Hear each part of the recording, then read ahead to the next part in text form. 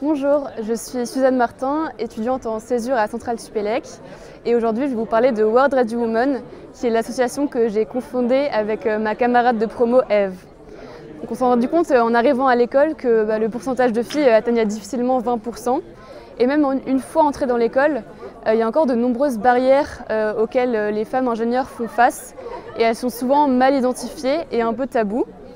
Et à travers notre expérience en fait, sur le campus, dans la vie associative, dans les recherches de stage, on a vu plusieurs de nos amis faire face à des problèmes de confiance en soi, voire même du syndrome de l'imposteur, et se sentir moins légitimes pour prendre des positions de leader.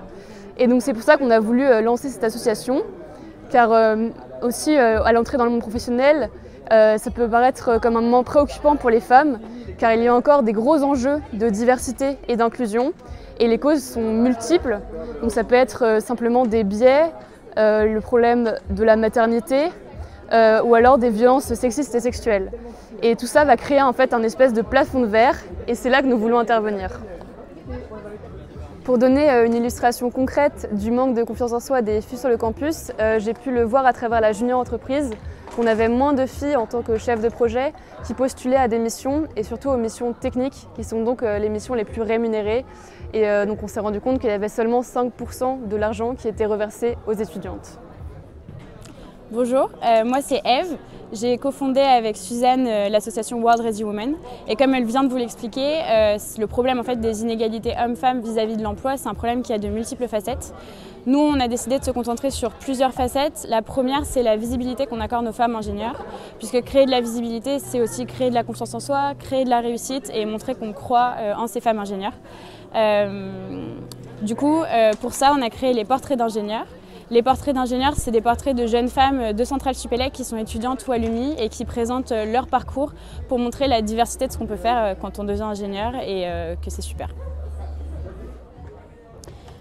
Créer cette association World Ready Women, pour nous, c'est un véritable engagement. À notre niveau personnel, chacune, ça a beaucoup fait évoluer nos objectifs de carrière et ce qu'on pensait faire plus tard. On a conscience que en fait, ce genre d'initiatives peuvent avoir un vrai impact. En tout cas, on espère qu'elles vont en avoir un.